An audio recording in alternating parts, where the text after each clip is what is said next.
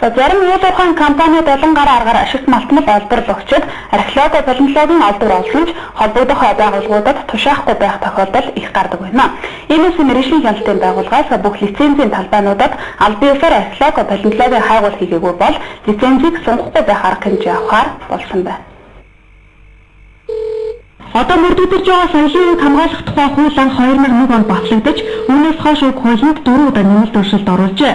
Тус хуулинд өөрийнхөө олон дэвтгцсэн чиглэлээр газар шороотой харьцах үйл ажиллагаа эхлүүлэх гэж байгаа компаниуд өмнө нь заавал археологи, палеонтологийн урьдчилсан хайгуул хийх тухай асуудал тусгагдсан ч өөрийнхөө томоохон компаниуд л үүнийг дагаж мөрддөг гэж байгаамаа. Иймээс мэргэжлийн элбэг ерхий газраас бүх лицензийн талбайнуудад аль биесээр археологи, палеонтологийн хайгуул хийгээг бол лицензийг сунгахгүй байх механизмаар энэ асуудлыг зэгцлэхээр ажиллаж байгаа юм байна.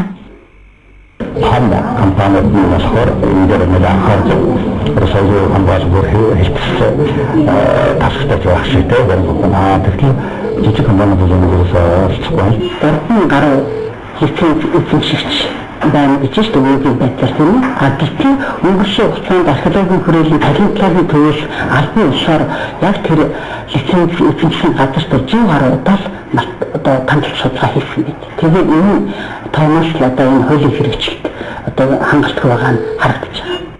Түүнчлэн гар аргаар ашигт малтмал олборлогчид ч археологи, палеонтологийн олдвор болоод түүнийгээ холбогдох байгууллага тушаалгүй хил дамнуулах худалдаалах хэрэг их гарах болжээ.